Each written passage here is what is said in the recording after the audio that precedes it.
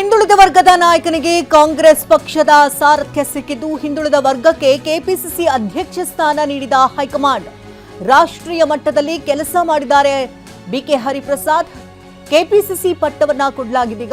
ಎಐಸಿಸಿಯಲ್ಲಿ ಪಕ್ಷದ ಸಂಘಟನೆ ಮಾಡಿರುವಂತಹ ಬಿಕೆ ಹರಿಪ್ರಸಾದ್ 3 ರಿಂದ 4 ದಶಕಗಳ ಕಾಲ ರಾಷ್ಟ್ರ ಮಟ್ಟದಲ್ಲಿ ಪಕ್ಷ ಸಂಘಟಿಸಿದ್ದಾರೆ. ಬಿಕೆಎಚ್ ಸತೀಶ್ ಜಾರಕಿಹೊಳಿ ಪ್ರಬಲ ಆಕಾಂಕ್ಷಿಯಾಗಿದ್ರು ಬಿಕೆಎಚ್ಗೆ ಮಣೆ ಹಾಕಲಾಯಿತು. ಪಕ್ಷದ ಸಿದ್ಧಾಂತದಲ್ಲಿ ಹರಿಪ್ರಸಾದ್ ಇಲ್ಲಿವರೆಗೂ ರಾಜ್ಯ ಆಗಲ್ಲ, ಹಾಗಾಗಿ ಅವರಿಗೆ ಈ ಹೊಣೆಯನ್ನು ಹೊರಿಸಲಾಗಿದೆ. ಕೆಪಿಸಿಸಿ ಹುದ್ದೆ ಜೊತೆಗೆ ಸಚಿವ ಸ್ಥಾನಕ್ಕೆ ಸತೀಶ್ ಜಾರಕಿಹೊಳಿ ಪಟ್ಟು ಹಿಡಿದಿದ್ರು.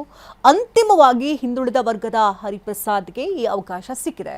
ವಿವಿಧ ರಾಜ್ಯಗಳಲ್ಲಿ ಉಸ್ತುವಾರಿಯಾಗಿ ಕೂಡ ಬಿಕೆ ಹರಿಪ್ರಸಾದ್ ಕೆಲಸವನ್ನ ನಿರ್ವಹಿಸಿದ್ರು. ಸತೀಶ್ ಬದಲು ಹರಿಪ್ರಸಾದ್ ಹೆಸರು ಪ್ರಸ್ತಾಪಿಸಿದ್ರು ಸಿದ್ದರಾಮಯ್ಯ. ಹಾಗಾಗಿ ಫೈನಲಿ ಬಿಕೆಎಚ್ಗೆ ಒಲಿದಿದೆ ಪಟ್ಟ.